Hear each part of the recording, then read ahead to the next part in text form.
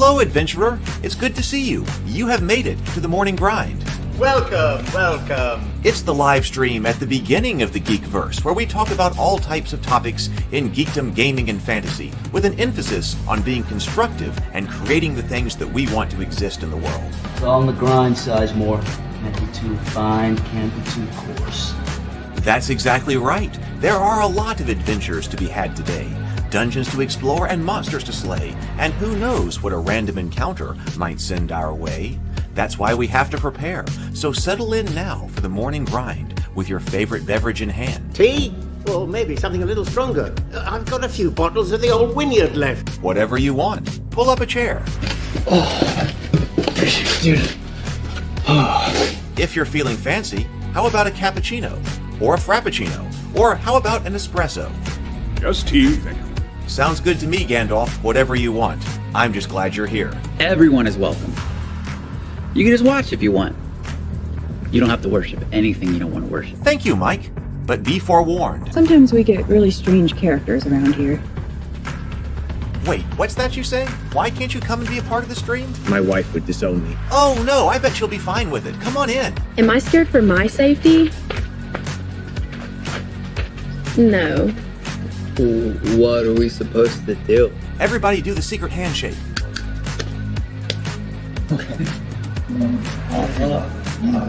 Secret cultist handshake. Oh, now do wizards who love each other. This, my friend, is a science. I still don't have gifts, but it's fine.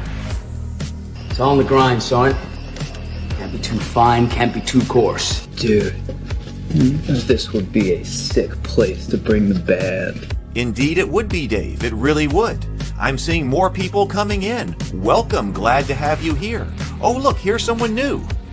Is this the cultist meetup? Yes it is. Come to hang out? Please accept me. I have nothing else. Okay, we accept you. Everyone's welcome here. Brought some snacks. Well, that makes things even better. You want some coffee? I don't drink coffee. You sure? It's cultist coffee. What makes it cultist coffee? I'm a cultist and I'm drinking it. Oh. Then I'll have some. What exactly is going on here? I'm seeing more people coming in. Welcome. It's so great to have you. Oh, and look, here comes another stranger. Can we help you? Yes, fellow cultists. I could really use some food.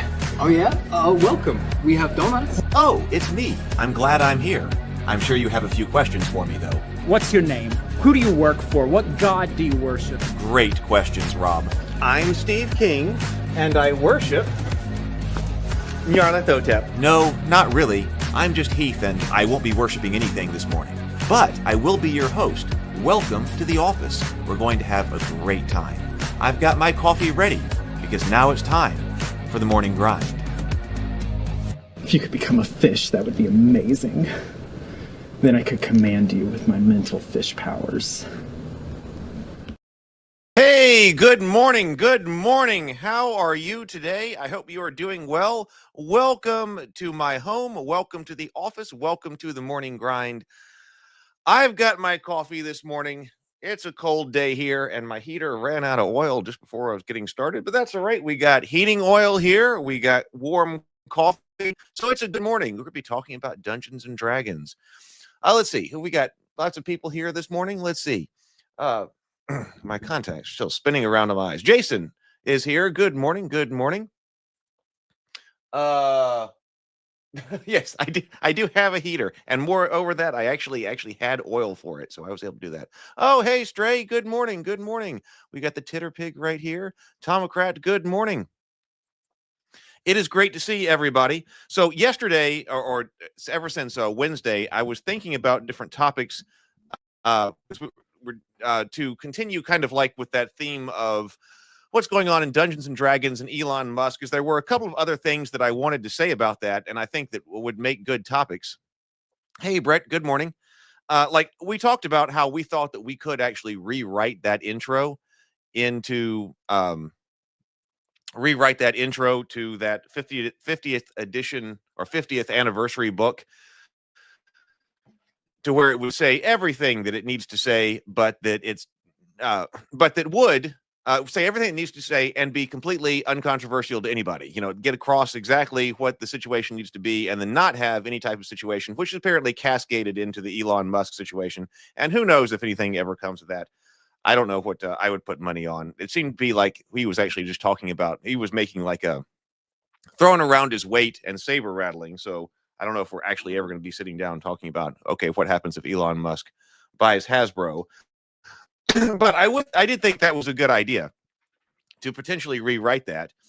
But I wasn't going to do it unless I had actually read the book. That doesn't make any sense, because if you're an editor, if you are writing the preface for that book, or you're one of the editors who is going to be writing that book, or helping with the editing of that book and also the editing of the preface, you wouldn't do that if you had not read the actual content of the book. So yeah, it was. I would definitely go back and check out Wednesday. Wednesday, I think, was a fantastic conversation. Mike is talking, seeing Mike here in the comments. So yeah, it was. So I had to run errands all Wednesday afternoon. I was out of the house all Wednesday afternoon. And I did go buy Books A Million, because I was like, hey, you know what? Books A Million now carries a ton of Dungeons and Dragons material and tabletop gaming material in general. I wonder if they have that book. So I wanted to go. I was like, hey, I could just go take a look at it and read it and see what's in it, because I was curious. Because I'm sure it's an expensive book, but they didn't have it, and they kind of searched the database around to see if any other stores had it, and they didn't. It's possible. Is there a bar? I'm going to go to. I'm going to be beside a Barnes and Noble tonight. Come to think of it, I'm going to be beside a Barnes and Noble tonight. I've got dinner tonight, and so I might run in there again. So if I can access a physical copy of that book, I will check it out. Maybe take some pictures or something of particularly relevant passages, particularly the passages that were referenced in the preface. And that way we would have them for reference if we were to go and do something like that. But so that was still kind of on the docket, but I tried, but I wasn't able to find it. If anybody has the book, and they think there's something that can photograph a passage or something like that that's important, that might also work. But anyway, I will look again tonight, because I kind of think that would be fun, because like, what if you did, and useful to the community, because what if you did actually care? What could you write? So that's one topic. But while I was at Books A Million, for the first time, I saw the new books, the new Dungeons and Dragons core rule books. They really haven't been on my radar, because I've been doing a whole bunch of other things. And so it just really hadn't interested me all that much to know what these new 5th edition books are like, or 5.5, or whatever they're called. And I did open them up and look at them briefly. And I do have thoughts now, particularly about the Dungeon Master's Guide. I mean, I just flipped through them very briefly, so it's not like I sat there and studied them. But I did kind of flip through some of the Dungeon Master's Guide.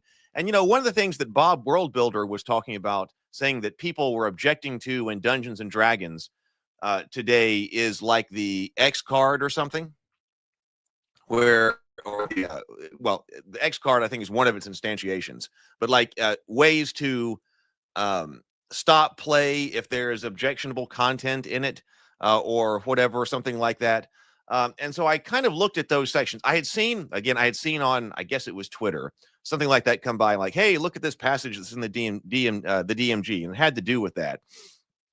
And then I was like, hey, I wonder if this is actually a book.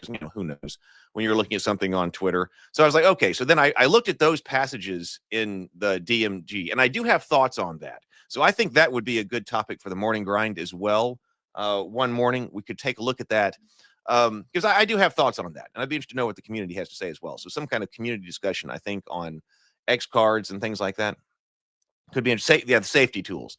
My eyes are still a bit blurry this morning. Let's see. Bearded Devil says the Babylon Bee did a great skit on the new D. That got posted to our Discord server.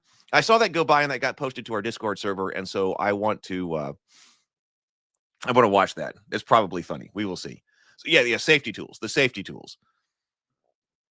Um, Oh, well, say, the Titter Pig Rancher says the so-called safety tools are poison to an orderly table in an immersive game. Well, we can talk about that. I mean, we can talk about that. I've got thoughts because I actually wanted to read in context what is actually said in the DMG, and I've got thoughts on.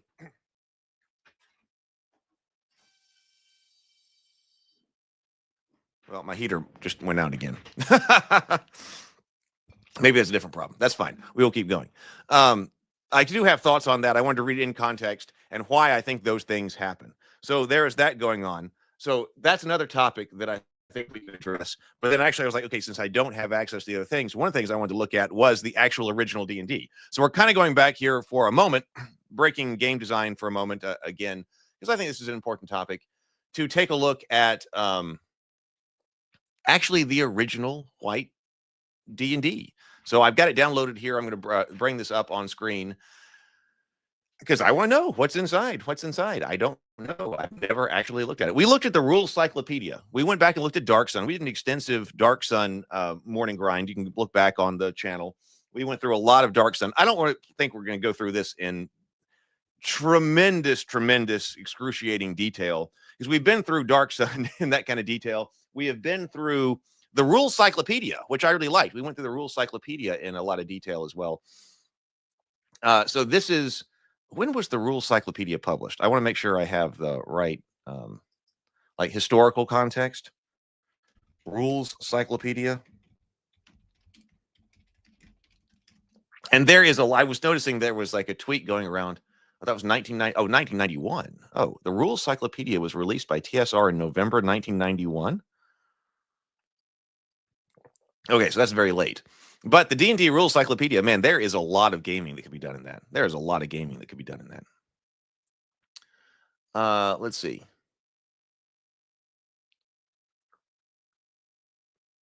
So there's so there was a lot of ruling. So this is much earlier. So all right, so OD&D, we're gonna find out what's in it. But first, I got let's breathe and let's breathe and sip second. I do have, I've been working on videos, but I haven't been doing a lot of videos, just standalone videos on this channel or standalone videos on a lot of other channels because I've been doing the live streaming, and that doesn't mean, and then clipping the live streams. That doesn't mean that I haven't been working on standalone videos. Oh, I've got to pull up a video file here because I'm going to give you a preview. That doesn't mean that I haven't been working on standalone videos. It's just that now there are very different kinds of standalone videos. I have been working on videos for the Cultist channel, and I'm going to be taking, I've got some videos queued up, some tutorial videos queued up about realistic AI filmmaking that I'm very interested in. Because it almost seems like we could be to the point, we're close to the point where I think we have an opportunity to really make some amazing things with the tools that are out there. And so it's probably the case that I'm going to be spending most of the time that I'm making dedicated standalone videos, increasingly in the short film area. I was actually working on another one tonight. I got one that's going out today. So what's going on? It's I've got a Christmas Cultist video parody that's going out today. So on the Cultist YouTube channel, The Cultist is my mockumentary, my web show that I co-wrote and produced. Co-wrote and produced about modern day Lovecraftian cultists just trying to worship Cthulhu in a world full of people who don't understand. And that's on its own channel now. We relaunched on its own channel. And one of the things that I wanted to do that kind of came to me was I could do a parody of Jingle Bell Rock called Jingle Bell Cthulhu. And so I've been working on Jingle Bell Cthulhu for about maybe 2 weeks, a week and a half, something like that, maybe 2 weeks. It took a lot less time to make than the You Can't Summon Cthulhu with Sour Cream and Onion videos, which is great, which took a month or maybe even more than a month. And so I'm going to release that. It's ready. I've showed it to some people, so it's been reviewed. It's going to be released this afternoon after the grind sometime. So maybe around noon. So I'm going to put out on the Discord server as well. I'll let everybody know. I'll put out an announcement. Hey, the Jingle Bell Cthulhu is now live on that channel. I'm going to give you a preview right now. This is a 20-second preview of this song. So Here we go. Jingle bell. Okay, back it up. Here we go. Jingle bell, jingle bell, jingle bell Cthulhu. Spells to cast and potions to brew. The fog's rolled in and the chanting is done, but the cosmic dread has just begun. Jingle bell, jingle bell, jingle bell Cthulhu. Eldritch rites are so taboo. Writhing and braying, we're calling for you in the misty air. All right, so there we go. So I'm pretty proud of that one. This one used some the tech that has not that I didn't even have when I did Sour Cream and Onion. So the guy singing there is me. My motion is actually driving that. So I was learning more about this, and I think I can go even further next time. So every time I try to do one of these, I try to push myself and try to get to whatever the latest technology is. So the technology that drives his face and his singing was released after Sour Cream and Onion. There's a video of me. So I sat here in the office here, and I danced and sang that, and then uploaded my video, which drives his animation. So that's actually me acting in the acting for this character right here, which I think is really neat. And I think of course, it's only gonna get better. This is the worst it's ever gonna be, right? I had been looking very seriously at the Adobe Character Animator, which does something very similar, but it does it. Well, I think you can do it in Photoshop with Photoshop files too, but like vector AI files where you create the puppet. And I'm still going to look into that tech, which is has been around for a while, but I still want to look into that quite a bit more because I want to be able to animate like cartoon rabbits or medieval cartoon rabbits. But on the other hand, then this tech just dropped, and it does this without the need to create the whole puppet. And so now I'm like, well, gee, do I even need to look at Adobe Character Animator because this dropped? So I don't know. The tech is moving so fast. So I'm glad people like it. That would have been funny. So yes, exactly. Micah says it's like an AI-driven mocap without the dots. Right, exactly. I mean, I had been looking at, it feels like I have been following these different kinds of tech for a long, long time, trying to figure out when is it actually going to be available to actually do something. Because we looked at, Brianna and I, and Brennan, were looking at mocap, and it was getting, cheaper. Like there were versions that we could have here at the house in an independent studio, but still, it's still not, it's still clunky and all that. And then all of a sudden things like this drops. So this whole video, this whole song is going to drop on the Cultist YouTube channel, probably very early afternoon Central Time. I'll put out on the Discord server a link. I'll put out a call to at everybody to let everybody come and watch it. And then I'm also going to put out to the email list. So I'm going to put out to the email list as well. I'll put a link to the Discord server if you're here and you want that. So that's the kind of, when I'm talking about making standalone videos now. Let's see, this is Discord server. Oh, I'll put the YouTube link too. Discord server. So, all right, Ravenkeep. It would make sense just to put the link to the Cultist channel as well, come to think of it. So if you are here, Cultist YouTube channel. This is where we posted, and it's also where You Can't Summon Cthulhu with Sour Cream and Onion is posted, and all of that. So, all right. YouTube channel for the Cultists. If you're not subscribed over there, we'd love to have you. And we did reschedule Polly's watch party from the Latino slant to Wednesday. So if you haven't seen the show all the way through and you'd like to do it as a watch party, it's only an hour long. Season 1's only an hour long. We're going to be doing a watch party on Wednesday with Paulie from the Latino slant and talking about it with him. All right, so that's what's going on. Yeah, I thought that because the Christmas music at the 50s, I actually was prompting 50s, but 50s, 60s, yeah, something like that. I wanted the retro look for that because so much of our Christmas music, classic Christmas music, is 50s, 60s kind of era. All right, hey, let's do a breathe and sip. And did my coffee go cold? Hey, let me refill my coffee since I have no heater here. And then we will breathe and sip, and we will then look at OD&D. Oh, it's time for a Yeti hug break. Yeti hug break, Yeti hug break. Everybody go hug yo Yeti and show yo Yeti some love.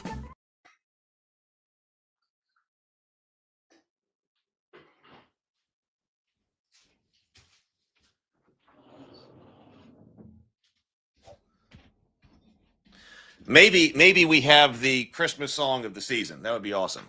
Maybe we have the Christmas song of the season going on. All right, let's breathe and sip, and then we will take a look at Dungeons and Dragons here. I've got the Fish Do Not Drink Tea mug, cultist mug here. Let's breathe and sip. 2 deep breaths. 2 deep breaths, complete exhales, and then follow it up with a sip of your favorite beverage, whatever it is you happen to have this morning. The important part is that we take a moment to reflect and breathe this morning. The mental health portion of the show. Let's go.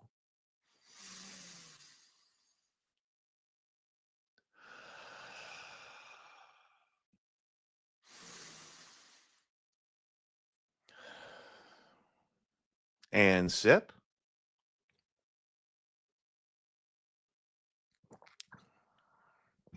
All right. All right. There we go. All right. So this is what I got. And this is also one of the ones that on Drive-Thru RPG does have the legacy warning. It was a topic that we talked a lot about last Wednesday. So this says this is the 3-volume set published by TSR. Dungeons and Dragons: Rules for Fantastic Medieval War Games Campaigns Playable with Paper and Pencil and Miniature Figures by Gygax and Arneson. It says Volume 1, Men and Magic.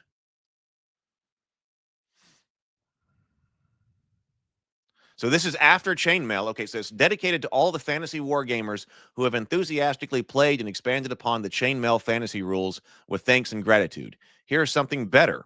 Thanks to the Midwest Military Simulation Association, the Lake Geneva Tactical Studies Association, Rob Kuntz and Tom Kjolg in memoriam.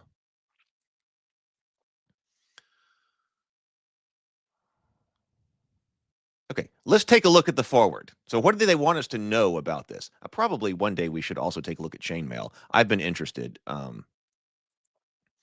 in seeing what is actually in Chainmail too. So in our historical dive here, we probably should take a look at this. We're going completely out of order. So this is after Chainmail. It says, once upon a time, long, long ago, there was a group known as the Castle and Crusade Society. Is that why one of the other games is called Castles and Crusades? Is that why that where they took the name from? Castles and Crusades. Their fantasy rules were published, and to this writer's knowledge, brought about much of the current interest in fantasy wargaming. For a time, the group grew and prospered, and Dave Arneson decided to begin a medieval fantasy campaign game for his active Twin Cities club. From the map to the land to the great kingdoms and environs, the territory of the C&C Society, Dave located a nice bog wherein to nest the weird enclave of Blackmoor, a spot between the Great Kingdom and the fearsome Egg and Coot.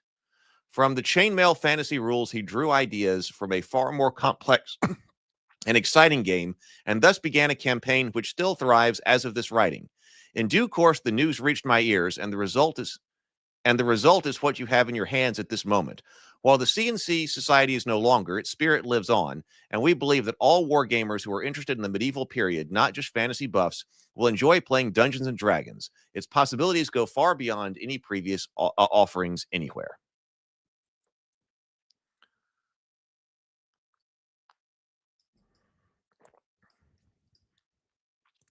While it's possible to play a single game, unrelated to any other game events past or future, it is the campaign for which these rules are designed.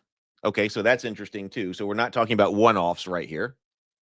Possible to do that, possible to play one-offs, but it's designed for campaign play. It's relatively simple to set up a fantasy campaign, and better yet, it will cost almost nothing. In fact, you will not even need miniature figures, although their occasional employment is recommended for a real spectacle when battles are fought. A quick glance at the equipment section of this booklet will reveal just how little is required. The most extensive requirement is time.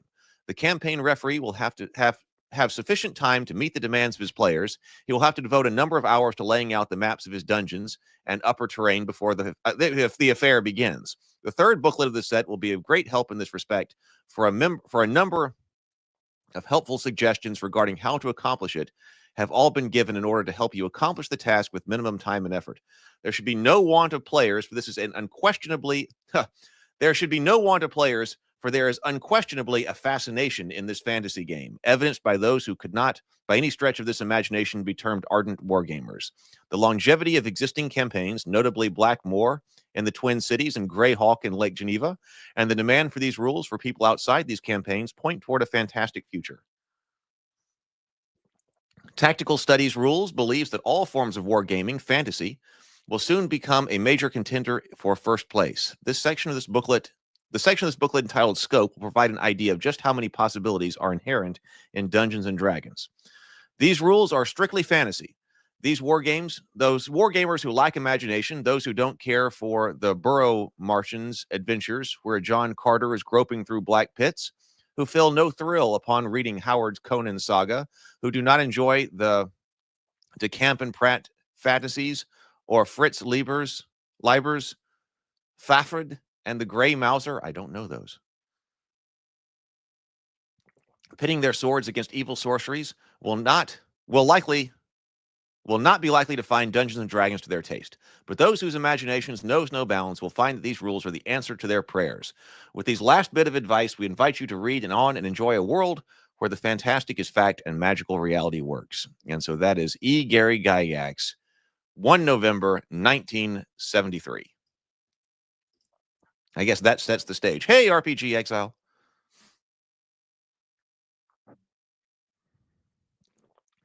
Yes. So did we? Yeah, he used the term campaign referee. The campaign referees, the game. Yeah, the dungeon master. Did we not have the term dungeon master yet? I wonder.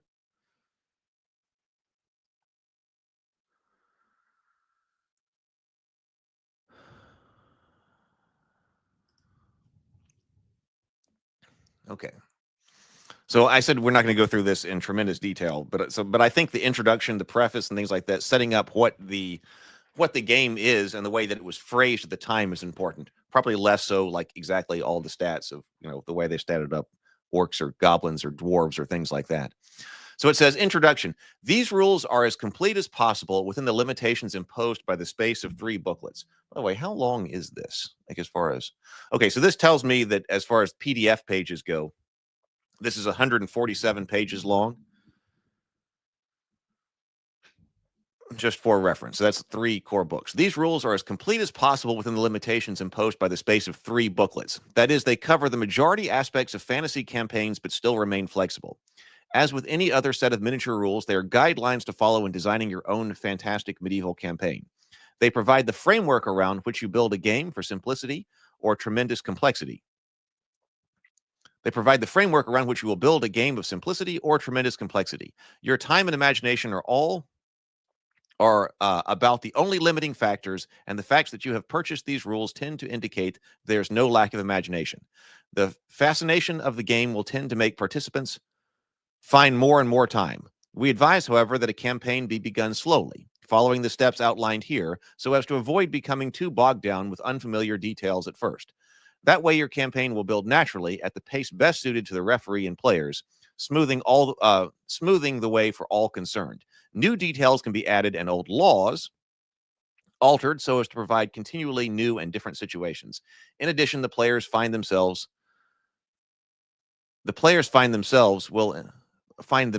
will interact in such a way as to make the campaign, the players themselves will interact in such a way as to make the campaign variable and unique, and this is quite desirable. If you are a player purchasing the Dungeons and Dragons rules in order to improve your situation in an existing campaign, you will find there is a great advantage in knowing what is herein. If your referee has made changes in the rules or tables, simply note them in pencil, underline pencil, for who knows when some flux of the cosmos will make things shift once again. This is the editorializing and style of rules writing that is funny. Write these things in pencil. So this is, okay, so this is important. We know from Dungeons and Dragons here that we should put alterations in our rule book in pencil. We know from Home Improvement, Tim Allen in Home Improvement, that we should label our fuse boxes in ink. So role-playing books, pencil. Fuse boxes, ink. All right.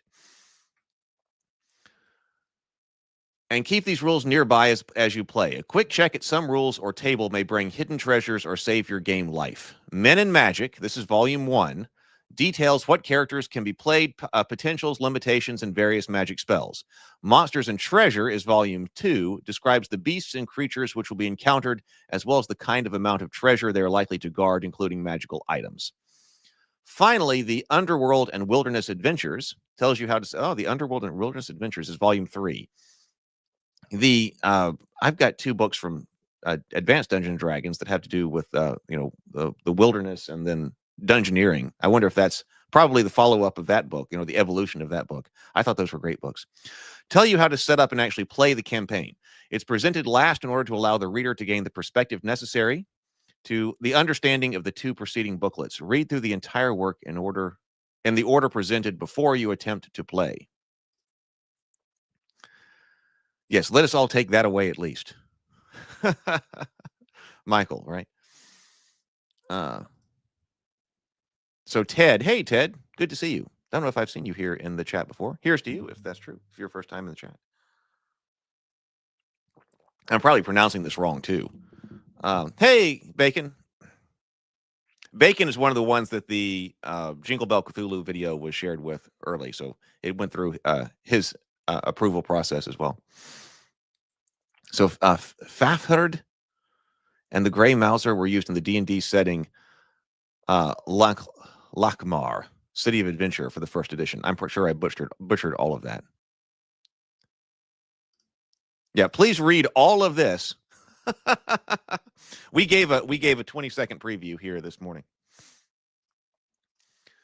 Okay, so scope.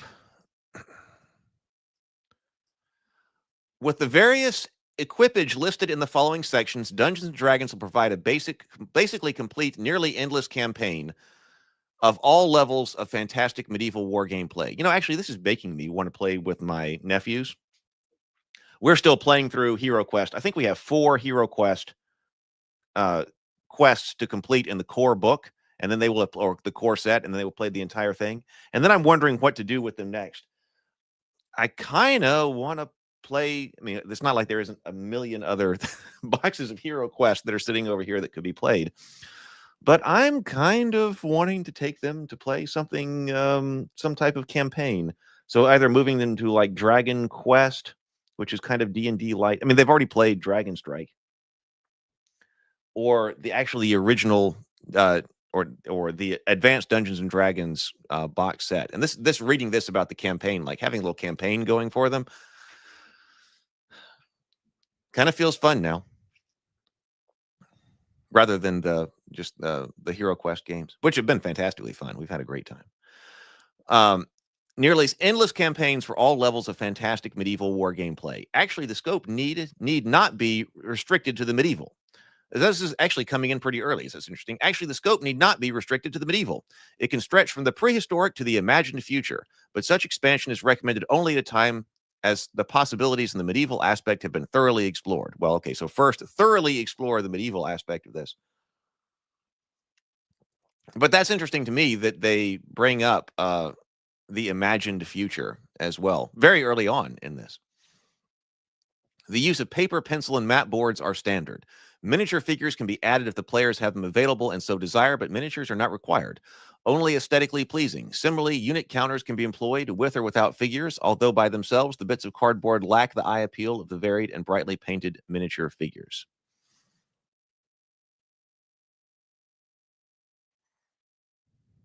The Graveyard Shift. Hey, welcome. Also, cheers to you in the chat right here. OD&D is good, but could never convince my group to play it even for just a one-shot.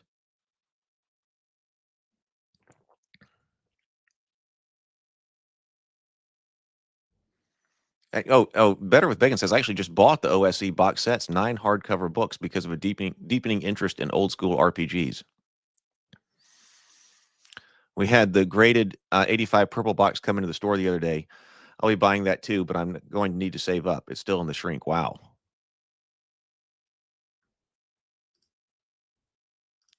Another thing that I want to do here is we have a lot of people here, so I'll give out some memberships for the fun of it right here. I believe I've got 5. So let's go over here and let's go ahead and do that. I see some new people too, so who knows? I don't control who it's sent, who they are given to. But let's so da da da da da. Here we go. Let's do memberships right now. Oh, I'm on the wrong thing.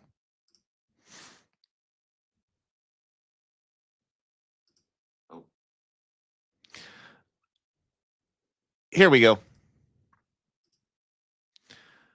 Here we go. 5 going out.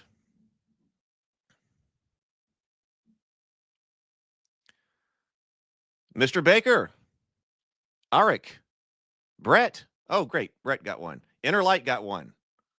Agile Monk. Okay, so 2 people I know who are, and actually, Mr. Baker, I believe I know Mr. Baker, and 2 new faces. So fantastic. Welcome, everybody. So, okay. So the use of paper. Okay, we just said that. So this is age level 12 and up. Number of players, at least 1 referee, and from 4 to 50 players can be handled in any single campaign, but the referee to player ratio should be about 1 to 20 or thereabouts. So, I mean, this is definitely telling you right there, this is a very different style kind of game. Did I freeze accidentally?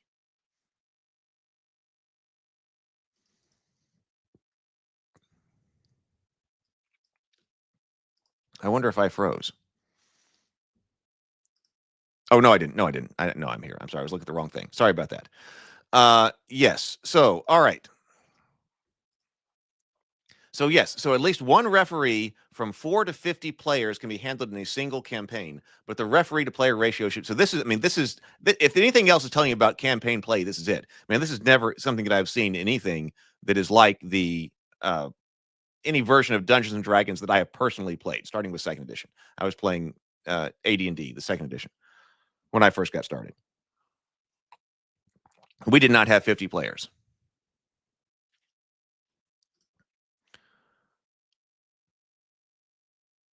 Yeah, when they say campaign, I don't think they were referring to the table session so much as many tables over many sessions. Right, yeah, it's even more expansive.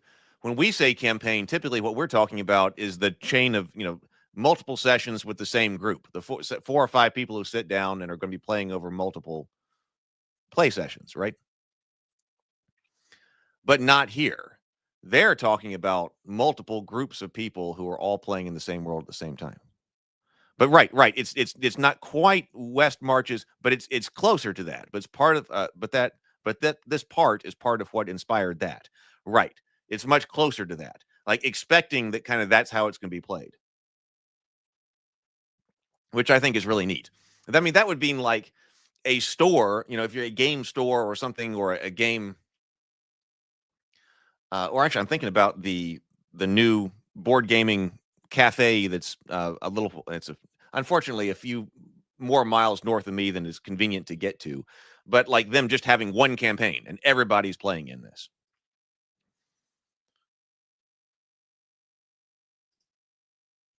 Wouldn't it be great to have 50 players sitting around? So, okay, 1 pair of 4-sided dice, 8-sided dice, 4 to 20 pairs of 6-sided dice, 1 pair of 20-sided dice, 1 pair of 12-sided dice. This does say chainmail miniature rules. We're going to have to look at the chainmail miniature rules. Latest edition, 1 3-ring notebook, referee and for each player, referee and each player. Graph paper, 6 lines per inch is best. Sheet protectors, heavy as possible. 3-ring lined paper, drafting equipment and colored pencils, scratch paper and pencils, imagination, 1 patient referee and players. Oh, this is fun. Barney says, imagine how long a combat round would last with 50 players. I don't think they're all at the table at a time. But can you imagine trying to play 5th edition, a 5th edition battle, and you got 50 combatants sitting there at the table? Like, that'd be awful. Preparation for the campaign. The referee bears the entire burden here. But if care and thought are used, the reward will more than repay him. First, the referee must draw out a minimum of half a dozen maps of the levels of his underworld. People them with monsters and various horrid aspect, distribute treasures accordingly, and note the location of the ladder 2 on keys, each corresponding to the appropriate level. This operation will be more fully described in the 3rd volume of these rules. When this task is complete, the participants can then be allowed to make their first descent into the dungeons beneath the huge ruined pile A vast castle built by generations of mad wizards and insane geniuses.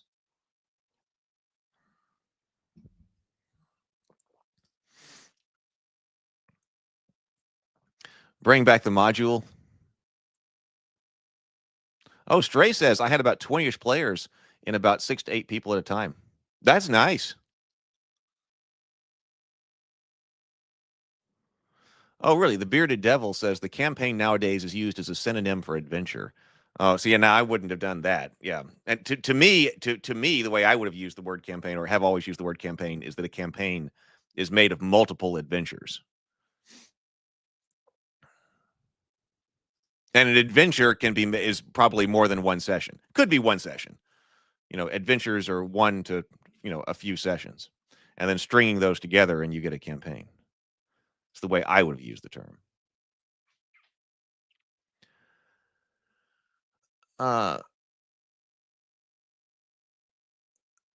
When this task is complete, the participants can then be allowed to make their first ascent into the dungeons beneath this huge ruined pile, a vast castle built by generations of mad wizards and insane geniuses. Before they begin, players must decide what role they will play in the campaign, human or otherwise, fighter, cleric, or magic user. Thereafter, they will work upwards if they survive as they gain experience. First, however, it is necessary to describe fully the roles possible. Characters. There are 3 main classes of characters. Okay, so we're stripping the classes down. Fighting men, magic users, and clerics. All right, so fighters, magic users. The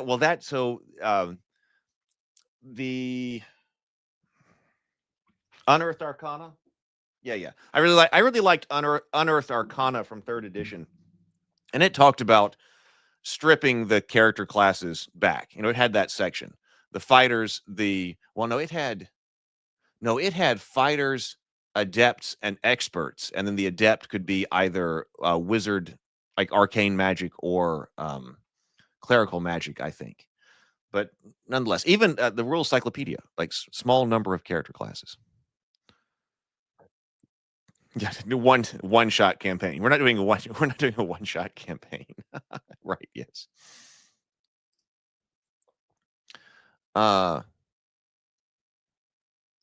So this is actually part of this that got called out right here. There are 3 main classes of characters: fighting men, magic users, and clerics. So the presence of the term fighting men in this game got called out specifically in the preface. So because that was notes that made this game, right? I mean, I haven't seen that book yet, but my understanding is that the 50th, what was published for the 50th anniversary, it said was the typewriter, handwritten notes and annotated stuff that ultimately came together to make this book right here, right? So, fighting men. Fighting men includes the characters of elves and dwarves and even halflings. Magic users include only men and elves. Clerics are limited to men only. All non-human players are restricted in some aspects and gifted in others. This will be dealt with in the paragraphs pertaining to each non-human type.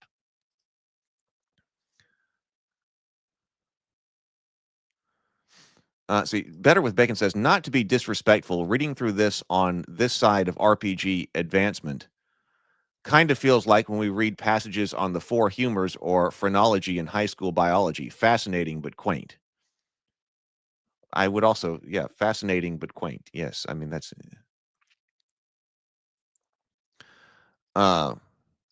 Of course, we also talked about modules a lot. Modules just make way more sense generally. Stitch together a campaign based on where players go and where threads of the dynamic plot can be twisted together.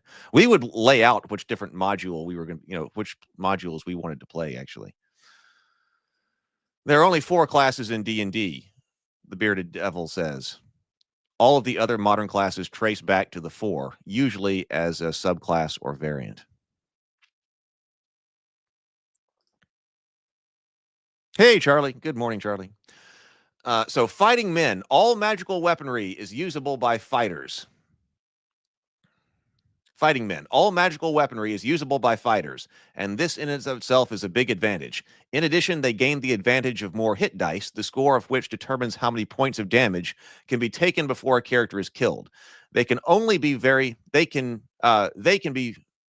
use only a very limited number of magical items of the non-weaponry variety, however, and they can use no spells. Top-level fighters, lords and above, who build castles are considered barons, and as such, they must invest their holdings in order to increase their income. See investment section of Volume 3. Base income for a baron is a tax rate of 10 gold pieces per inhabitant of the barony per game year. That's interesting. So right from the beginning here, we're talking about the fighting men.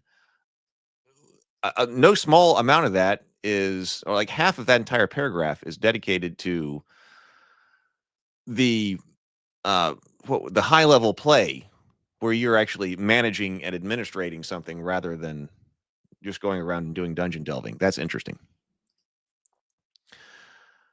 But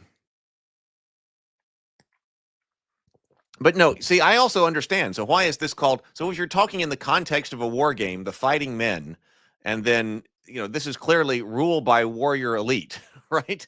As we get down here. So I understand that, but he does use, right here, all magical weaponry is usable fighters. So it seems like a natural evolution that this just becomes fighter. Magic users. Top-level magic users are perhaps the most powerful characters in the game, but it's a long, hard road to the top, and to begin with, they are weak, so survival is often the question, unless fighters protect the low-level magic types until they have worked up. That's just, wow, look how explicit that is. Because we've talked a lot about game balance and the different ideas about what game balance is. Well, this is it right here. So today, when we talk about game balance, we talk about wanting the wizards and the fighters and the clerics and the rangers and whatever to all be equally useful at all levels as they're going across. But this is telling you, I think this is interesting. This is the very first sentence here. We talked a lot about how balance used to be balancing across an entire campaign, as we're using the term here correctly. Balance across the entire campaign. You've got some guys who are better up front at lower levels, and then what's going to happen is the wizards are going to outpace everybody in the end if they survive. And so that's interesting. That's fascinating. That's actually just a statement that's the first sentence. That's not something you have to read into at all.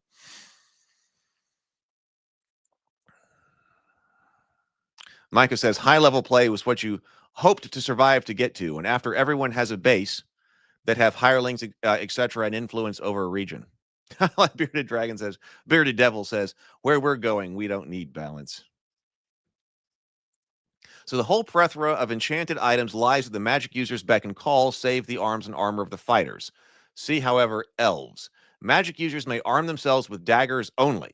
Wizards and above may manufacture for their own use or for sale such items as potions, scrolls, and just about anything else magical. Costs are commensurate with the value of the item, as is the amount of game time required to enchant it. So, for instance, scroll of spells, 100 gold pieces, spell level. Gold pieces, spell level, week. A 5th level spell would require 500 GP and 5 weeks. Potion of healing, 250 gold pieces plus 1 week. Research by magic types can be done at any level of experience, but the level of magic involved dictates the possibility of success, as well as the amount of money necessary to invest. Assume that a magic user can use a 4th level spell, explained later. Therefore, he could develop a new spell, provided it was equal to or less than 4th level. This will be explained in sections of spells. Okay, let's take a look at clerics here. So what do they say about clerics? Clerics gain some of the advantages from both the other two classes, fighting men and magic users, in that they have the use of magic armor and all non-edged magic weapons. No arrows, it says, with an exclamation point. I don't know how often I had a cleric use a bow anyway.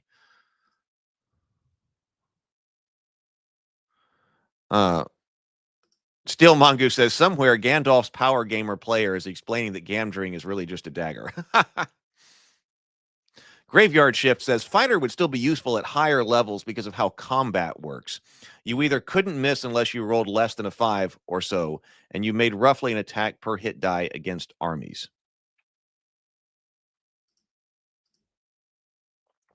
So non-edged weapons are present from the very beginning for clerics, and also explicitly no arrows.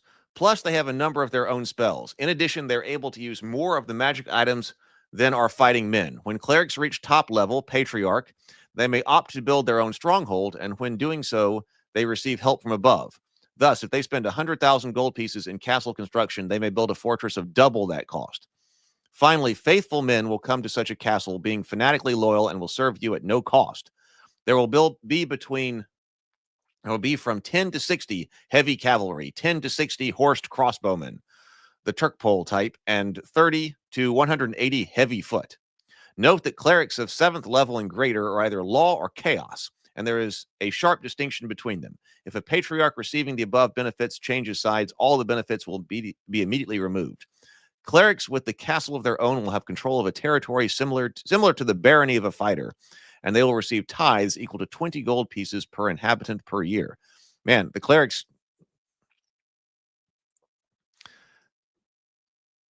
they're benefiting quite financially from the faith here. It seems like you get heavy cavalry, horsed crossbowmen, and heavy foot.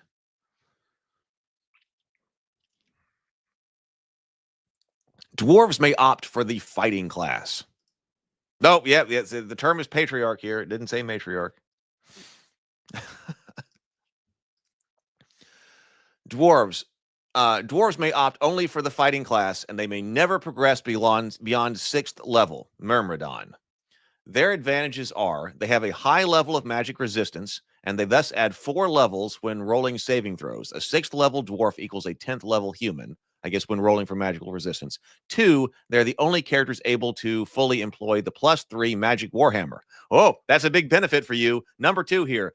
Dwarf, you are the only character able to fully employ that +3 magic warhammer. They note slanting passages, traps, shifting walls, and new construction in underground settings. And 4, they're able to speak languages of gnomes, kobolds, and goblins in addition to the usual tongues. And given that the amount of information that was talked about diving into a dungeon right there, okay, slanting passages, traps, shifting walls, like you're expecting, I think you're going to be spending a lot of time underground, it seems like.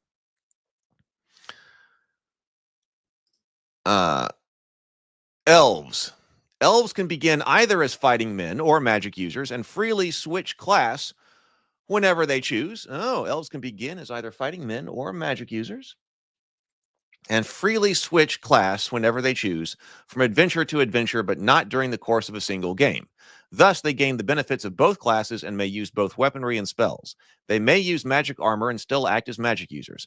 However, they may not progress beyond 4-level fighting man, hero, nor 8th level magic user, warlock. So all the different levels are getting some kind of title here. Elves are more able to note secret and hidden doors. They may also gain advantages noted in the chainmail rules when fighting certain fantastic creatures. Finally, elves are able to speak the languages of orcs, hobgoblins, and gnolls, in addition to their own elvish and other usual tongues. So what does that mean? So they can freely switch class whenever they choose from adventure to adventure, but not during the course of a single game. Thus, they gain the benefits of both. So are you like leveling up in one and then leveling up in the other? More like how 5th edition cross or multi-classing works? They begin as either one and then can switch whenever they choose. Yeah.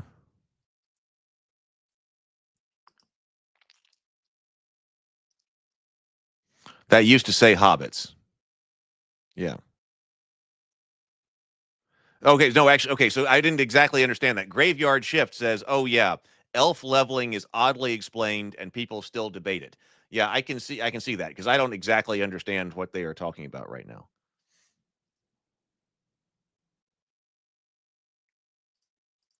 So Halfling says, should any player wish to be one? That's funny. Okay, so Halflings, should any player wish to be one of these for some reason, he will be limited to the fighting men class as a Halfling. Halflings cannot progress beyond 4th level hero, but they will have magical resistance equal to dwarves, add 4 levels of saving throws, and they will have deadly accuracy with missiles as described in chainmail. So it's interesting that you do need the chainmail rules for this. So we'll have to take a look at that. Other character types, there's no reason that players cannot be allowed to play as virtually anything, provided they begin relatively weak and work up to the top. I.e., a player wishing to be a dragon would have to begin as, well, say, a young one and progress upwards in the usual manner, steps being determined by the campaign referee. So this is our monsters right here. So you want to play a dragon? It basically just says, have at it. Your good dungeon master will figure it out.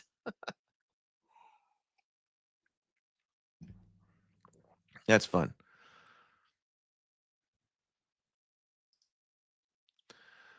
Character alignment, including various monsters and creatures.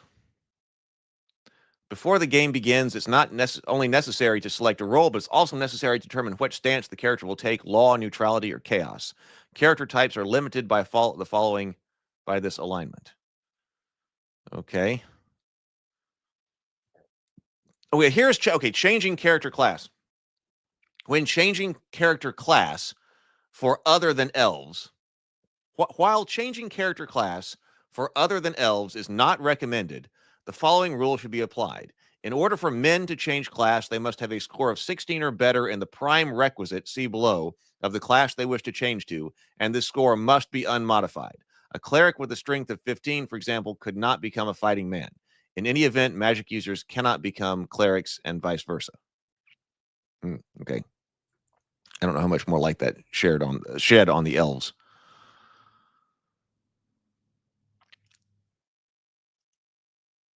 Michael says, true, but this begins the encouragement to homebrew, unlike older games who want you to stick solely to their rules. Okay. Determination of abilities. Prior to the character selection by players, it's necessary for the referee to roll 3 6-sided dice in order to rate each as to various abilities and thus aid them in selecting a role. Prior to the character selection by players, it's necessary for the referee to roll 3 6-sided dice in order to rate each ability: strength, intelligence, wisdom, constitution, dexterity, and charisma, which have been with us forever. Each player notes his appropriate scores, obtains a similar roll of 3 dice to determine the number of gold pieces he starts with, and then opts for a roll. An example of the character record appears like this. Here it is. Here's your character sheet. Write down your name, write down your class, write down your strength, intelligence, wisdom, constitution, dexterity, and charisma, write down your gold pieces, and write down your experiences. Boom, you got a character. This supposed player would have progressed faster as a cleric, but because of a personal preference for magic, he opted for that class. With a strength of only 6, there's no real chance for him to become a fighter. His constitutional score indicates good health and the ability to take punishment of most forms. A dexterity of 9, low average, means he will not be particularly fast or accurate. He is below average in charisma, but not hopelessly so.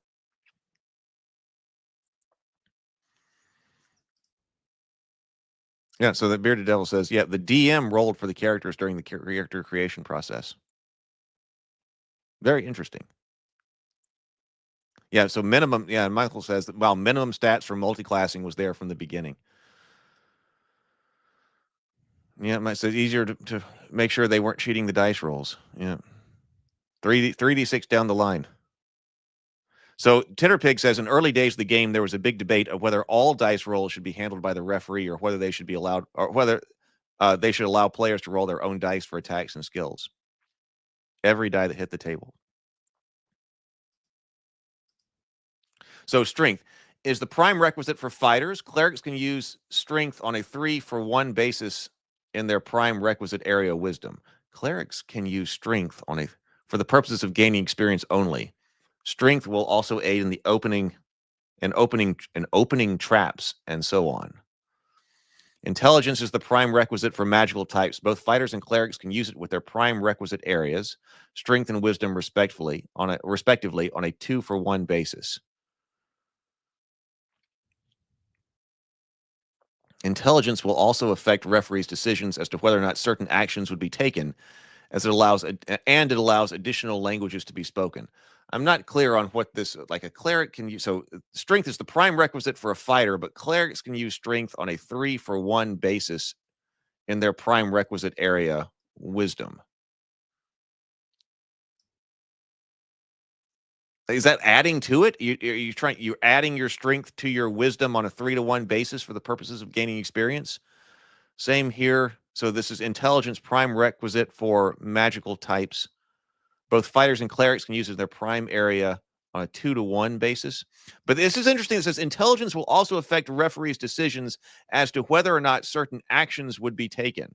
So this is your intelligence right here is limiting to your actions, which is interesting. So that's there, because I know that Bacon has been talking about with what is role playing and such. What's that kind of influence, right? When you're playing your character, that's interesting. Let's see if people are saying that. So basically using point by. Oh, okay. Basically using point by after the rolls are done. Oh, it's for making adjustments. I figured somebody might have that in there. Okay. Okay. So you can basically, so if you are playing a cleric and you want high wisdom, you could modify your stats. You could take strength away from your character to add it to wisdom. So there is an element of character modification. That's pretty harsh. 3 to 1, 2 to 1 over here. Wisdom is the primary requisite for clerics. It may be used on a 3 to 1 basis by fighters and as a 2 to 1 basis for magic users in their respective prime requisite areas. Wisdom rating will act much as that for intelligence. So Better with Bacon. Hey, make sure you're sub to Better with Bacon's channel. So Better with Bacon's can have information on that tonight.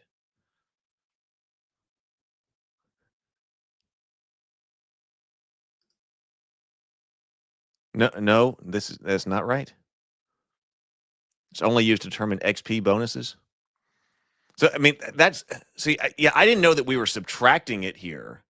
Like the idea that I came to here was that you get an XP bonus because you've got a high primary requisite, right? And so I get to add certain things at 2 to 1 or 3 to 1 to that when calculating XP. I think that's how I initially would have read it. I would not have known that I was supposed to be subtracting to modify the character. Maybe it gives us an example. Constitution is a combination of health and endurance. It will influence such things as the number of hits which can be taken, as well as how the character can withstand being paralyzed, turned to stone, etc. Dexterity applies to both manual speed and conjuration.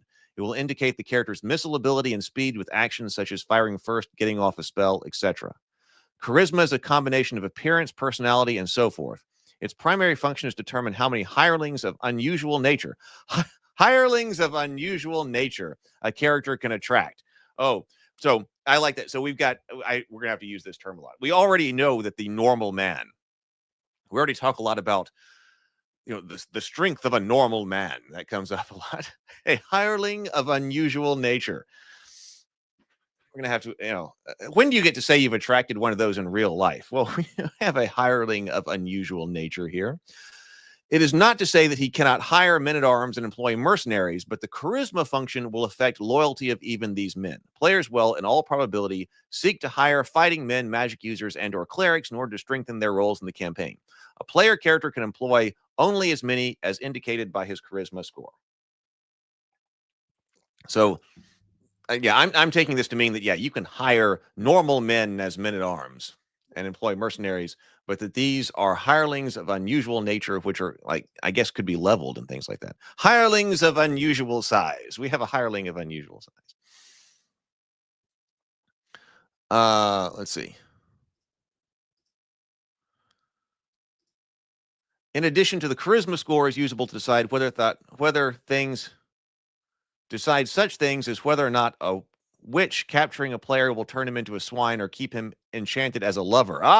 In addition, the charisma score is usable to decide such things as whether or not a witch capturing a player will turn him into a swine or keep him as an enchanted lover. Sounds like something from Odysseus. Finally, charisma will aid a character in a trait. Actually, when I was going through the Odyssey, I did take a lot of notes on that for table talks later on the Table Talk channel when we talk about that. But I was impressed, and I guess it's interesting to go back to this earlier stuff as I was reading the Odyssey or listening to the Odyssey, how much of it seemed to inspire Dungeons and Dragons. Like how much of it was like, oh, this is like a Dungeons and Dragons campaign. I could see its influences even in something like OD&D. Now, going back, it's probably even more obvious how much that is. Like what was inspired here. I bet things like the Odyssey were very inspirational here. Gary just drops these terms with any kind of mechanical definition. Normal man, unusual nature, as it just goes to show that RPGs are less like games and more like languages or organisms. Yeah, in this style of play doesn't have to be defined. Like, what does exactly a normal man mean? Well, it doesn't really matter. And also, is this excuse me?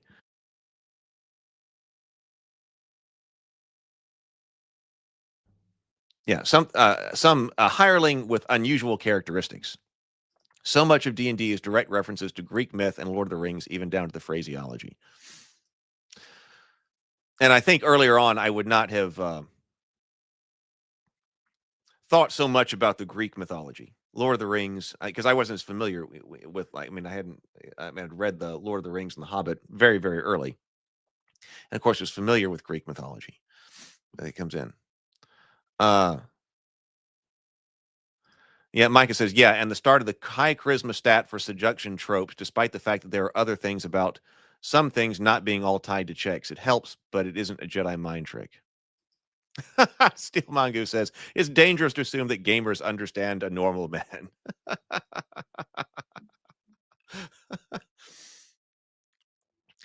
Bonus and penalties due to advancement due to abilities. Okay, so here's low stat score. This is telling you that a low score is 3 to 8, average is 9 to 12, high is 13 to 18. So why does this do this? So here's the prime requisite. I don't understand why stats influence bonus to experience. I mean, it did even in AD&D. I believe you got an experience bonus. I'm thinking about the tables in the AD&D that I played originally. I think that was there. That you need to have a high. If you had a high score in one of the things it did for you was that it gave you a stat bonus or a XP bonus. I remember that in MERP too. I believe that's in MERP. But what I don't really understand is why. Why, if you got two fighters who both go and kill 5 goblins successfully, the one that has the higher prime requisite gets more XP for that? I'm not sure what the thinking is. More experience equals faster level advancement. Right, yeah, I know. Right, yeah. So you're going to go up in level faster. I'm just wondering, like, so what's going on? We've got, what is this? Like one fighter has a strength of 15, the other has a strength of 14. They both fight 5 goblins successfully. Why does the one with a strength score of 15 get more experience? Shouldn't the one that was less strong get more experience? I'm not sure. So this is prime requisite gets that.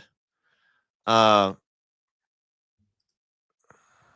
this is interesting. Graveyard Shift says, fun fact, the archaic meaning of charisma was basically that you were blessed by godly power, and that's why it attracted followers and was eventually the stat that let you play a paladin. So that is actually also more like Odysseus and other Greek heroes, that the charisma is blessed by gods in that way. That's interesting.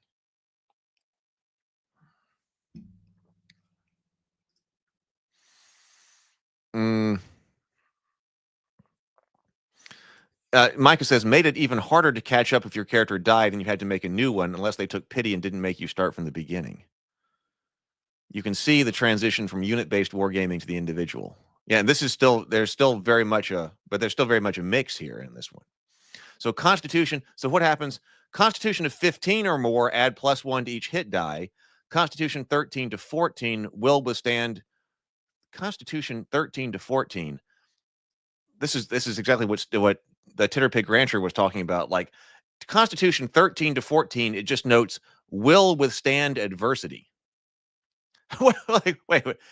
Constitution 9 to 12 means 60 to 90% chance of survival.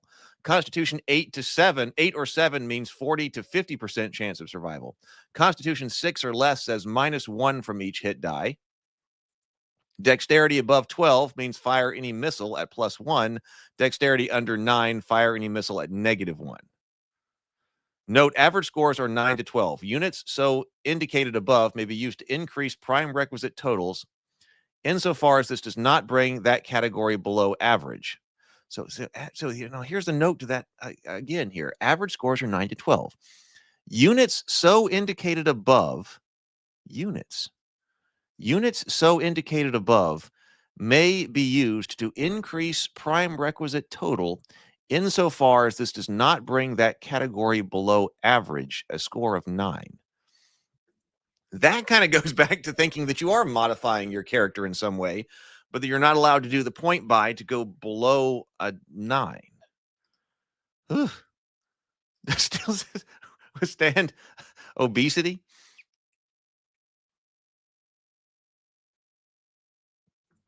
Stray says the logic is that one with higher strength is doing more damage and thus doing more of the work. See, and I would have said that, it's easier for the guy with high strength to kill the goblins, so the guy with low strength gets more experience points because he was a disadvantage. I don't know. Unit instead of characters because of chainmail. So that sounded like when I was like unit. So what is a unit? One interpretation of that is like a military unit. So that's probably what it is. It's like units, because at first when I read that, since I was going through these numbers, I was thinking unit in terms of numbers up here, but I think that is military unit. Languages. Let's keep going for a few. We got people here. I'm enjoying myself. Let's keep going for a few minutes. I got a lot of things to do this afternoon, including getting the Jingle Bell Cthulhu video up. And I'll let everybody know about that. But let's keep going for a few minutes here. This is actually a lot. There's a lot more interesting stuff here to look at than I thought. When I originally thought, hey, let's just breeze through this. But let's go on. I thought we were going to be looking at a lot of tables, but probably once we get to maybe like the second one, we're looking at like maybe there's like stats of orcs and things like that might not be as important. But languages says the common tongue spoken throughout the continent is known by most humans.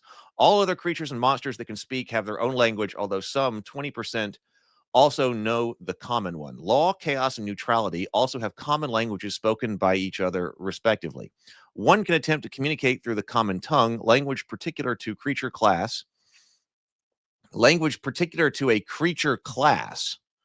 or one of the divisional languages. Law. So here, the language of law. The languages are interesting here. So we got the common tongue, languages particular to creature class, but that could be just like species, or one of the divisional languages. By that, they're talking about the alignments.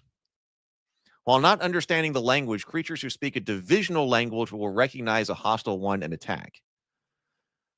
Characters with an intelligence above 10, I wonder where that comes from. Where does this idea that law, chaos, and neutrality speak different languages? I'm not sure.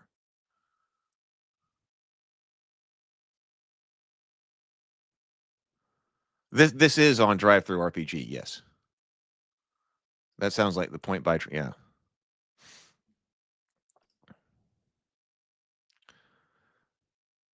So yeah, Sitterpick says the language of law and the language of chaos is one of the greatest ways that alignment mattered in the old versions. But why? Where does that come from? Yeah, it's an interesting part of the history here. And like we were talking about influence Lord of the Rings or influence from Greek mythology.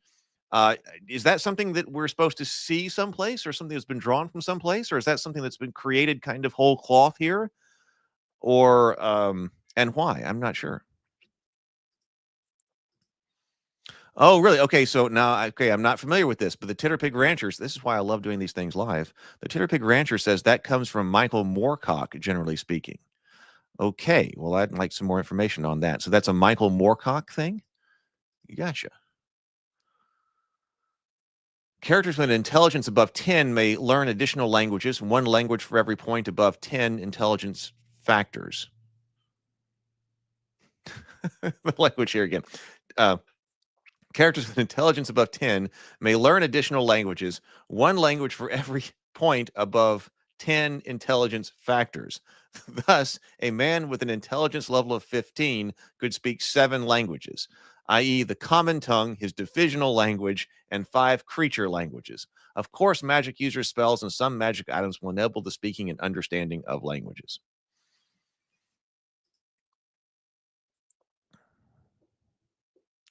Graveyard Shift says law and chaos were like heaven and hell, so speaking the language would identify allies or enemies. So this is all the Elric books.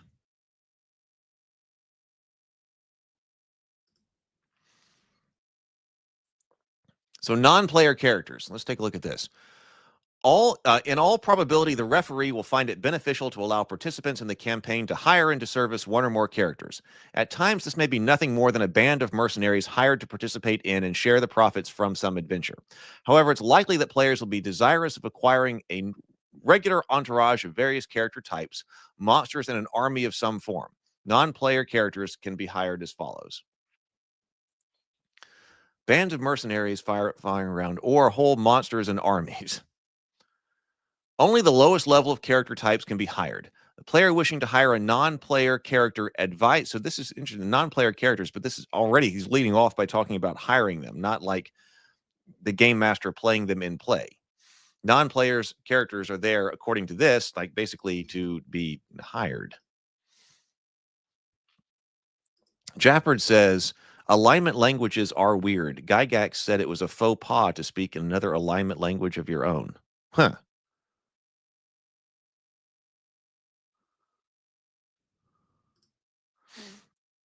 And I don't know anything about that. Hey, Cal. Welcome.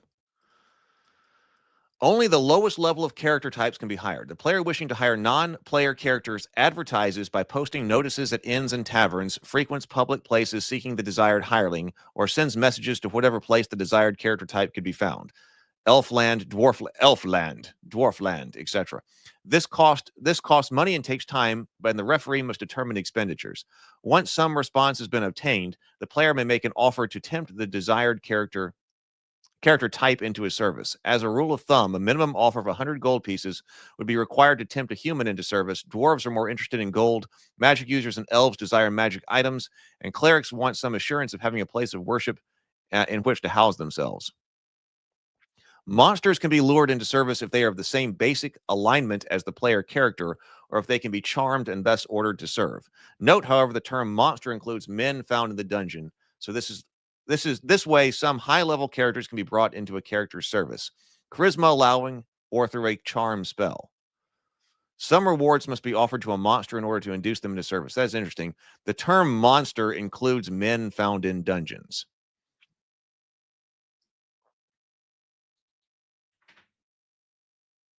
So that's something about high-level play, high-level characters. The monster will react with the appropriate pluses or minus according to the offer. The referee rolling two-sided dice and adjusting for charisma. Do you remember when I said I thought a few days ago when I thought something was in my trash can underneath my table, my desk here? I think there is actually a mouse in the house, and it might be over here it might be on top of my desk now.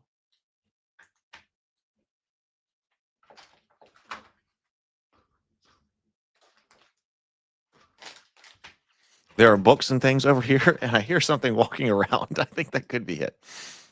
Yeah, Cal says monster is a generic term for opponent.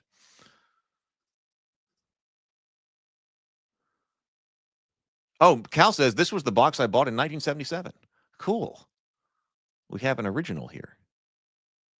Yeah, hirelings are a virtually hirelings are a virtually non-existent concept in current day D&D, and also a lot of this the whole world building, the world, the running of the world from the character perspective.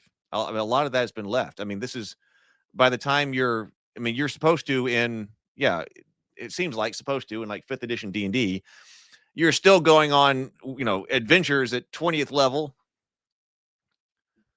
just like epic cosmic adventures basically on your own.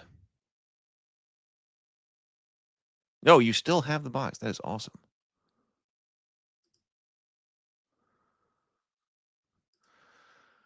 So roll, attempts to attack, hostile reaction, uncertain, accepts offer, enthusiastic, loyalty +3. Capture of non-player monsters. Morale dice can cause a man or intelligent monster to attempt to surrender or become subdued. When this happens, an offer of service can be made, assuming that communication is possible as outlined above. Subdued monsters will obey for a time without the need to check their reactions, and such monsters are Saleable?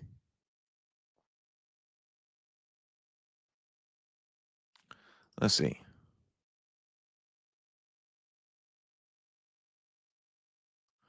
Scenes by Ormic says the actual medieval times representation is a bit archaic now. They moved away from that. But it was interesting at the very beginning of this. It talks about that at the very beginning, this can be expanded away from medieval times. I thought that was interesting, including into sci-fi in the future. Loyalty of non-player characters, including monsters. Loyalty tables, this is men, dwarves, and elves will serve as retainers with relative loyalty so long as they receive their pay regularly or treated fairly, are not continually exposed to extra hazardous duty, and receive bonuses when they are taking part in some dangerous venture. Judgment of this matter is perforce subjective on the part of the campaign referee, but there is a simple guideline. When one or more such characters are taken into service, a loyalty check is made by rolling 3 6-sided dice. Adjustments are made for charisma and initial payments of services, and the loyalty of the characters noted by the referee. The player will not have any knowledge of what it is without the method of reading minds. Non-player characters and men-at-arms will have to make morale checks using the above reaction table or chainmail whenever in a highly dangerous or unnerving situation. Poor morale will mean these questions will not perform as expected. Relatives. What is this?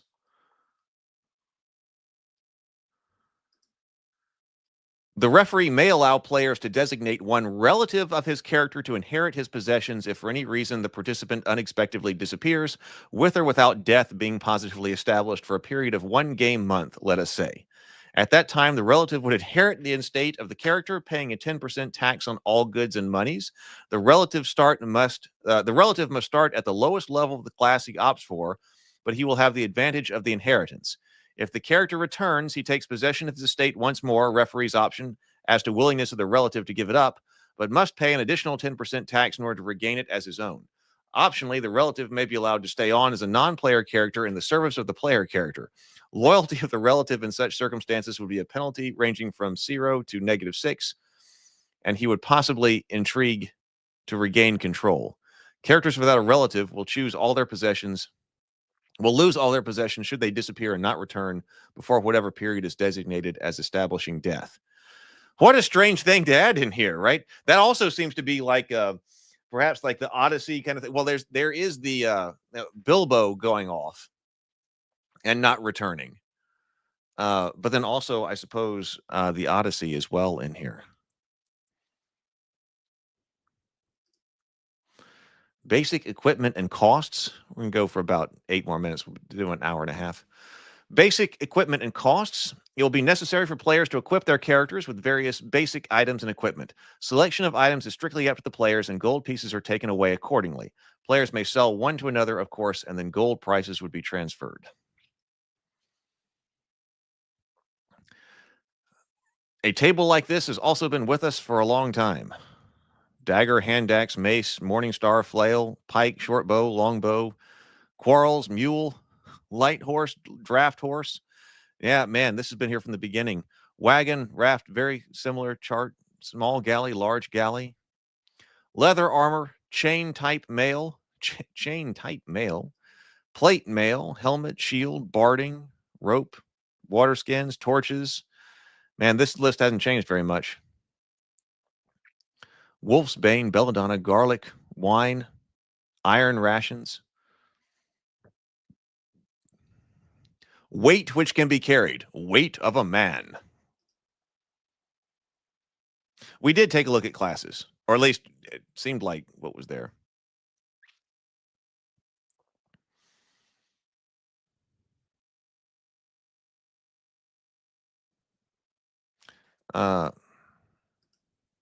So weight of a man, load in gold pieces equivalent to light foot movement, load in gold. So that's also, that must be chainmail, like war game distances, light foot movement, heavy foot movement. So what are we doing here? We're looking at like how many gold pieces worth of stuff you're carrying. So it's kind of equating gold pieces with weight. Plate mail or horse armor, helmet, shield, maximum load. Okay. Example, employing encumbrance. A character equips himself with the following: plate armor, 750, helmet, 50, shield, 150, flail, 100, bow, quiver of 20 arrows, 50, dagger, 20, miscellaneous equipment, 80, total 120. The character would move at a speed of an armored footman, 6 inches per turn. He could pick up an additional 300 gold pieces of weight and treasure and incur no movement penalty. Weight over 1,500 would incur the penalty of half speed noted above, though equipment could be discarded in order to avoid this penalty. Weight and equivalence: 1 coin, 1 small sack holds 50, 1 large sack or backpack holds 300. Scroll or piece of jewelry, 20. So this is the equivalent, because I was like, okay, so a magic wand could be really expensive because it's a magic wand, but does that mean it's harder to carry? So no, I guess that's what this is trying to say here, that, well, because we're using gold pieces, not only are we going to use gold pieces for experience, I saw that being talked about in the chat. So not only do we have that, but we got gold pieces used for weight and encumbrance.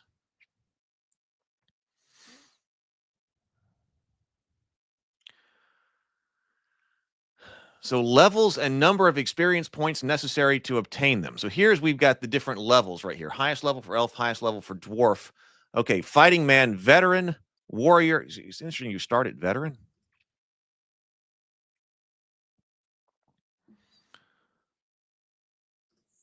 10 gold coins to 1 pound of weight. Michael J. Pastor says, as a kid, I think I understood weight in gold pieces better than I did the metric system. So veteran, warrior, swordsman, hero, swashbuckler, myrmidon, champion, superhero, and lord. That is an eclectic collection of different titles per level. So it is actually interesting that it doesn't actually say level over here. And actually, I think it did mention in the text, but it's interesting that it gives the names right here.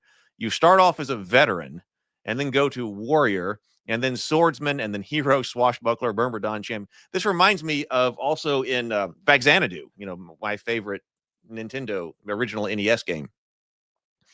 It had this kind of eclectic collection of a whole bunch of different titles that you would go up in the game right here. And then over here, magic users: medium, seer, conjurer, thurgist, thaumaturgist, magician, enchanter, warlock, sorcerer, necromancer, wizard. That one is also an eclectic collection of different kinds of names for magic users. So now enchanter, these are different kinds of magic and things like that, especially necromancer. So everybody becomes a necromancer, sorcerer, necromancer, wizard. This is trying to add some type of flavor to the game, but in a way that doesn't necessarily make sense, right? So then over here, clerics are acolyte. It's interesting that the cleric starts at acolyte, whereas fighting man starts at veteran. Acolyte. There's definitely something over there in my office over here. Acolyte, adept, village priest, vicar, curate, bishop, lama, patriarch. So this was also a part that was called out in that this is cultural appropriation. And wasn't the term used bewildering? I believe that was the term here. Something was bewildering. It's not bewildering to me at all that llama is used right there on this cleric table, because this is just an eclectic collection of a whole bunch of things to add flavor in here anyway. Yeah, I know. So obviously it's assuming that as a level 0, you're not starting, you've already been in something, right? So that's also, that contrasts acolyte, because that acolyte, I think of that being rather young. You're just starting off. But veteran over here, I don't know. Considering that most people, right, including levies and the like, were like 0th level. Did they actually have 0th level in this? Maybe they did. I don't know. But right, so you're already set apart, because like your hirelings or hirelings of unusual ability, persons of unusual ability. That seems to describe you right here.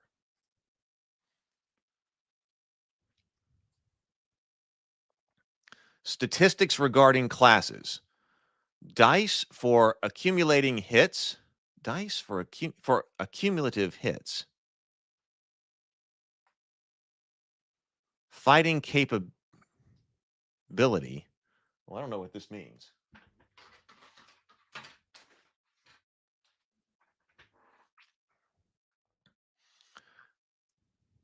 Magic users.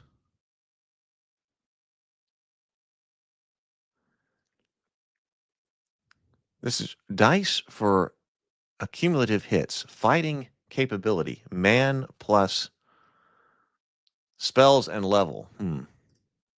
Oh, thank you very much, Doc Flamingo, for $5. Doc Flamingo says, veteran is a holdover from chainmail. An untrained warrior is level 0. The idea that a first level fighter is already a trained squire.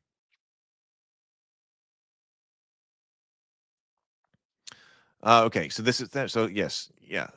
So we do need to look at chainmail. We need to go back and look at chainmail. Arguably, we should have done that first, but I didn't think about that. Great Old One says, fighting capability is the chainmail equivalent. Okay. Okay. So these are probably also like what Doc Flamingo was saying. Veteran is a holdover from chainmail. So maybe some of these are also over here. So veteran is man plus 1.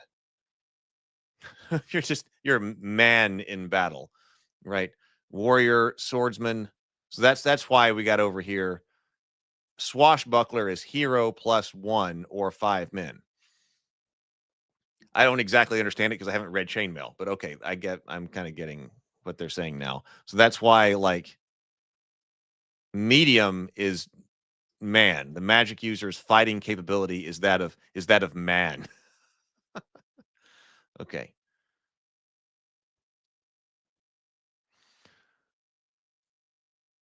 Okay, dice. Okay, that explains that. Wait, where are we right here? Alternative combat system, man attacking. Okay, let's stop right there. So I guess this is going to be a multi-day series right here on this document. I'm actually really glad that we decided to do this. So we will have to come back to this, I guess, on Wednesday at 9:30. I guess we will continue by taking a look at this because this has been fascinating. And I really appreciate that you're all here live to do this with me because the comments have been fantastic. I think this is great. Yeah, I know it's difficult, but nonetheless, it's been great. You're about the 0th level. So yeah. So all right. So before we go on, I suppose we'll look at this and chainmail later. But we will return to this on Wednesday at 9:30 a.m. for the morning grind, and we'll just pick up right here because I think we're actually going to get into the fighting and stuff like that. Because I was just seeing alternative combat system, attack matrix, and things like that. So rather than try to do that today, we will do that on Wednesday. But hey, thank you very much for everybody. Hey, and if you're new here, let me go ahead and give you the Discord server link right here. Discord server. Come on in, enjoy yourself. And then also on the Cultist YouTube channel, I'm going to post the Jingle Bell Cthulhu video. Basically, that's what I'm going to go do next. I'm going to get everything ready to do that. So Cultists, if you like mockumentary comedy, see you on the Cultist YouTube channel. All right, everybody, have a wonderful day. Go forth, be creative, and be constructive. Make something awesome. Later.